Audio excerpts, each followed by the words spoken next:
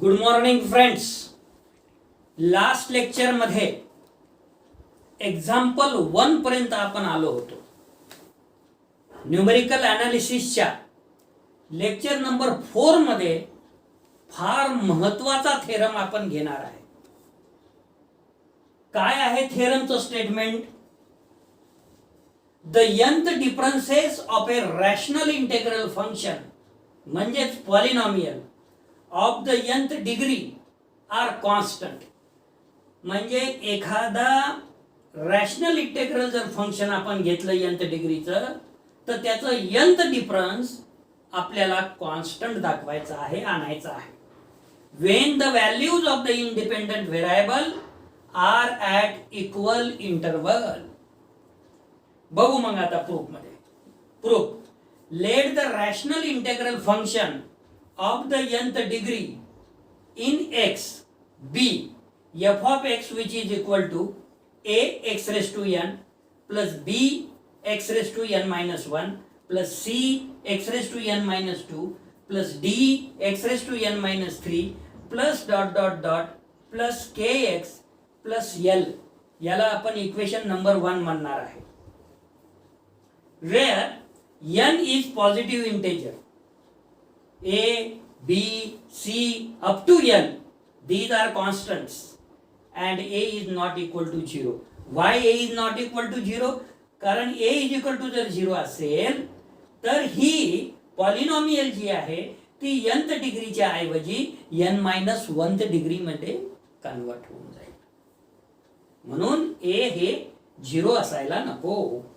Hence f of x plus h which is equal to a x plus h raised to n plus b x plus h raised to n minus 1 plus c x plus h raised to n minus 2 plus d x plus h raised to n minus 3 plus dot dot dot plus k in bracket x plus h plus l. आपण काय केलं हो? जिथे जिथे x होतं तिथे तिथे x plus h substitute केलं, कारण की आपल्याला f of x plus h ची गरज आहे. का गरज आहे तुम्हाला माहित आहे. Hence delta f of x is equal to f of x plus h minus f of x by definition. आता f of x plus h ची व्हॅल्यू इथे ठेवायची आणि f of x ची व्हॅल्यू ठेवायची. प्रत्येक टर्म मधून जे कॉन्स्टंट निघते ते काढायचं. उदाहरणार्थ, after substituting the values of f of x plus h as well as f of x which is equal to a taken out common in bracket x plus h raised to n minus x raised to n plus b in bracket x plus h raised to n minus 1 minus x raised to n minus 1 plus c in bracket x plus h raised to n minus 2 minus x raised to n minus 2 plus d in bracket x plus h raised to n minus 3 minus x raised to n minus 3 plus dot dot dot plus k in bracket x plus h minus x किंवा k in bracket x plus h minus kx plus l minus l अशा पद्धतीने आपल्याला value मिळेल. मग आता हे शेवटची term काय होईल हो? पहिल्या टर्म पासून तर प्लस डॉट डॉट पर्यंत जैसे थे होईल. हे kx plus kh याच्यातून kh शिल्लक राहील, kx कटेल आणि l मायनस एल कटून जाईल, बाकी जैसे थे. तर हे लिहून टाकायचं आता आपल्याला.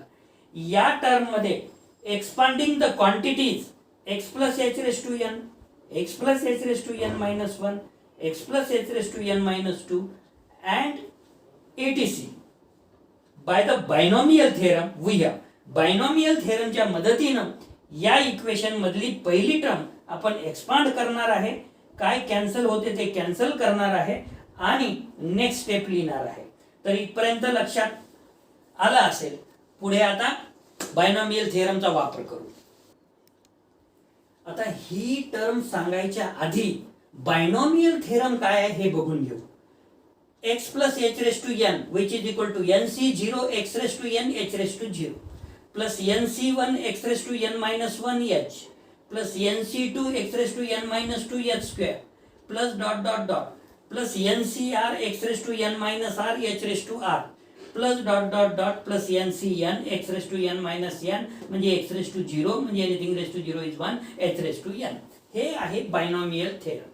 हा बायनॉमियल थेरम आपण प्रत्येक ब्रॅकेटेड व्हॅल्यू मध्ये जे x plus h raise to n आहे, x plus h raise to n minus one आहे, x plus h raise to n minus two आहे, याच्यावर आपण वापर केलेला आहे. NCR चा फॉर्म्युला आहे n factorial upon n minus r factorial into r factorial. N factorial म्हणजे आपल्याला ऑलरेडी माहिती आहे n, n minus one, n minus two up to 3 to 1. तर NC 0 जर पाहिजे असेल, NC 0 जर पाहिजे असेल तर n factorial upon n minus 0 factorial into 0 factorial. N factorial is 1 म्हणजे कॅन्सल होऊन जाईल. 0 फॅक्टोरियल इज 1 म्हणजे NC0 1. NC1 n upon 1 factorial, NC2 n minus 1 upon 2 factorial and so on. मग पहिल्या इथे टर्म मध्ये होतं, पहिल्या ब्रॅकेटेड व्हॅल्यू मध्ये x plus h raise to n minus x raise to n. तर hence del f of x which is equal to a in bracket x raised to n plus n upon 1 factorial h x raised to n minus 1 plus n minus 1 upon 2 factorial h चा वर्ग x raised to n minus 2 plus n minus 1 n minus 2 upon 3 factorial h cube x raised to n minus 3 plus n minus 1 n minus 2 n minus 3 divided by 4 factorial h raised to 4 x raised to n minus 4 plus dot dot dot आणि शेवटची term minus x raise to n. आता जे be in bracket मध्ये होतं ना, ते होतं x plus h raise to n minus one minus x raise to n minus one. म्हणजे आता जसं इथं एक्स रेस टू एन पासून सुरू झालं तसं इथे x raise to n minus one पासून सुरू होईल.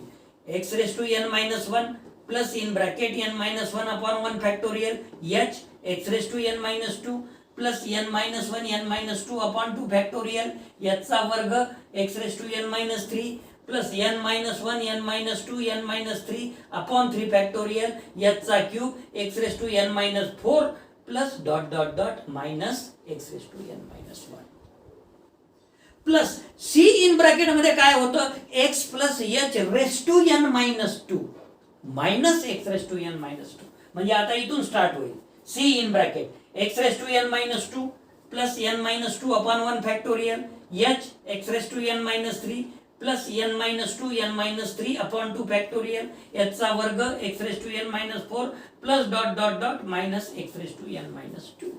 Bracket complete. Plus d in bracket मध्ये काय होतं x plus h raised to n minus 3 minus x raised to n minus 3. म्हणजे काय होईल बघ x raised to n minus 3 plus n minus 3 upon 1 factorial into h x raised to n minus 4 plus dot dot dot minus x raised to n minus 3 bracket complete plus dot dot dot plus kh. आता बारकाईनं बघा प्रत्येक ब्रॅकेटची पहिली term आणि प्रत्येक ब्रॅकेटची शेवटची term हे सारखी आहे अपोजिट साइन त्यामुळे कटेल. दुसऱ्या ब्रॅकेट मध्ये पहिली term x raised to n minus 1 minus x raised to n minus 1. तिसऱ्या ब्रॅकेट मध्ये x raise to n minus 2 minus x raise to n minus 2. चौथ्या ब्रॅकेट मध्ये x raise to n minus 3 minus x raise to n minus 3. म्हणजे काय होते first term and last term will be cancel.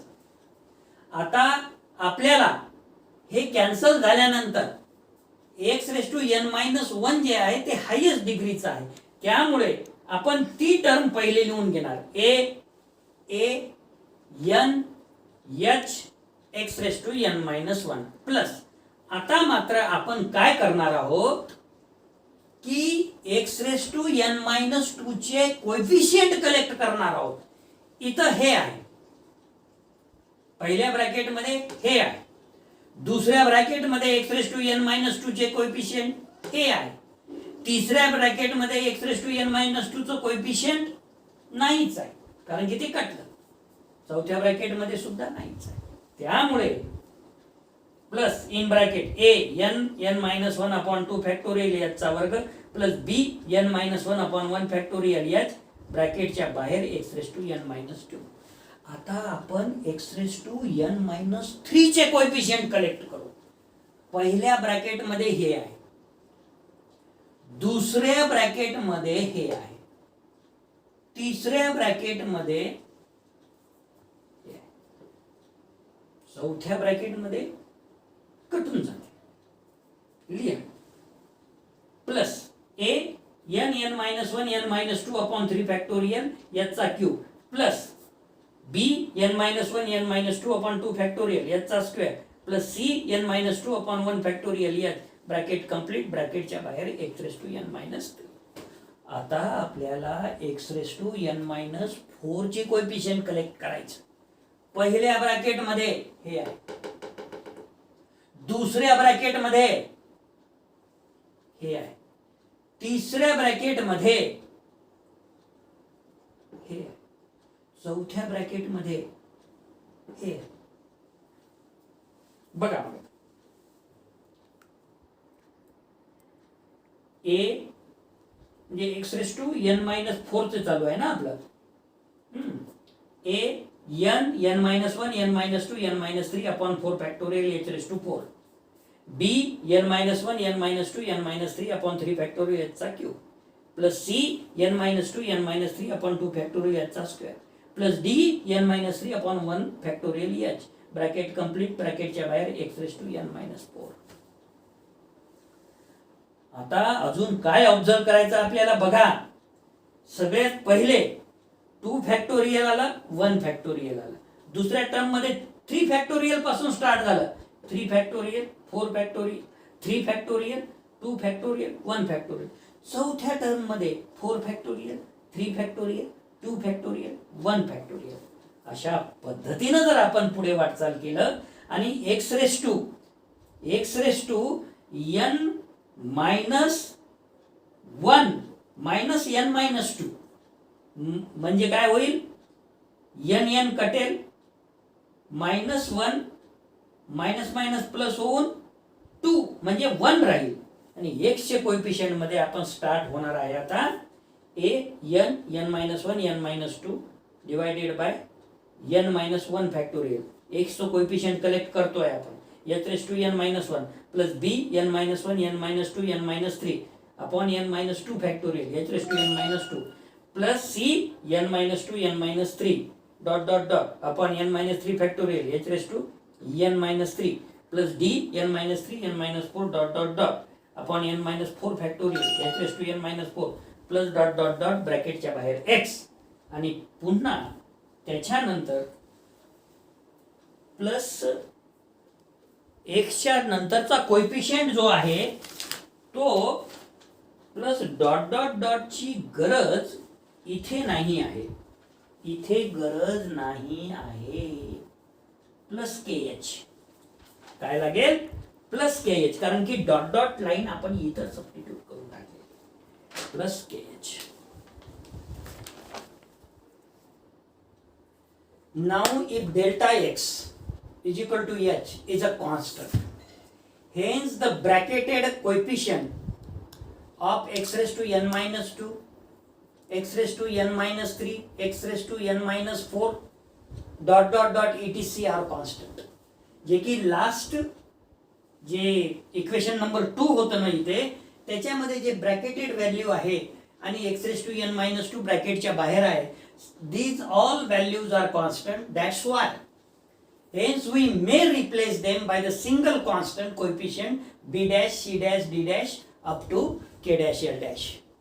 Hence we have delta f of x which is equal to a n h x raised to n minus 1 plus this is the bracketed value b dash x raised to n minus 2 plus c dash x raised to n minus 3 plus d dash x raised to n minus 4 plus dot dot dot plus k dash x plus l dash. This is equation number 3 and this equation becomes due to q. Hence the first difference of a rational integral function of the nth degree is a rational integral function of degree n minus 1. जर nth degree polynomial वर एक difference आपण delta operate केला तर n minus 1 डिग्रीचे polynomial आपल्याला मिळते. To find the second difference of f of x, we get del square f of x can be written as which is equal to del in bracket del f of x which is equal to del f of x plus h minus del f of x which is equal to a n h in bracket x plus h raised to n minus 1 minus x raised to n minus 1 plus b dash in bracket x plus h raised to n minus 2 minus x raised to n minus 2 plus c dash in bracket x plus h raised to n minus 3 minus x raised to n minus 3 plus d dash x plus h raised to n minus 4 minus x raised to n minus 4 plus dot dot dot plus k dash h. This is due to equation number these three. Again expanding the quantities x plus h raised to n minus 1, x plus h raised to n minus 2, x plus h raised to n minus 3, comma dot dot dot etc. by the binomial theorem and replace the constant coefficients of x raised to n minus 3, x raised to n minus 4 up to etc. by a single letter as before. पहिले जसं आपण सगळ्याचे coefficient collect केले आणि bracketed व्हॅल्यूला b dash c dash d dash up to k dash l dash denote केलं, तसंच पुन्हा आपण हे बायनॉमियल थिअरमच्या मदतीनं एक्सपांड करणार आहे आणि कलेक्ट द कोएफिशिएंट, आणि त्यावेळेस x plus h raise to n minus वनचं कोएफिशिएंट असेल, एक्स प्लस यांना एक्सपांड करणार आहे, x raise to n minus 3चं कोएफिशिएंट असेल, x raise to n minus 4ची कोएफिशिएंट असेल, यांना आपण single letter b double dash c double dash d double dash and so on denote करणार आहोत आणि आपल्याला मिळणार आहे we have del square f of x which is equal to A n n minus 1 h square x raise to n minus 2 plus b double dash x raise to n minus 3 plus c double dash x raise to n minus 4 plus d double dash x raised to n minus 5 plus dot dot dot plus k double dash x plus l double dash. तर अशा तऱ्हेनं जर आपण पुढे वाटचाल केली, हे जे आपल्याला पॉलिनॉमियल मिळालेली आहे दोन वेळा डेल्टा ऑपरेट केल्याच्या नंतर the second differences is a polynomial of degree n minus 2 because highest degree of this polynomial is x raised to n minus 2 म्हणून n minus 2. By continuing in this manner we arrive at the result. आपण जर del raise to n पर्यंत f of x याच्यावर operate करत गेलो तर del raise to n in bracket a x raise to एनच आपल्याला टर्म कामाची आहे, त्याच्या पुढच्या टर्म सगळ्या झिरो होणार आहे. त्यामुळे कारण की तुम्हाला माहित आहे एक्स स्क्वेअरची डेरिव्हेटिव्ह जर आपल्याला काढायची असेल तर पहिली डेरिव्हेटिव्ह 2x येते, दुसरी डेरिव्हेटिव्ह 2 येते, तिसरी डेरिव्हेटिव्ह कॉन्स्टंट असल्यामुळे झिरो येणार.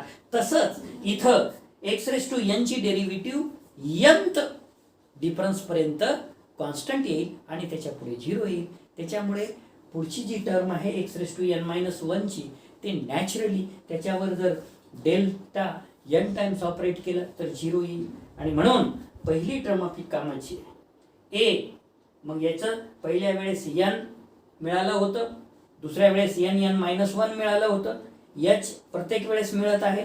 इथं n minus 1 n minus 2 up to 3 to 1 मिळेल, h रेस टू n मिळेल आणि x raise to n minus n मिळेल. So that is equal to a n factorial h raise to n.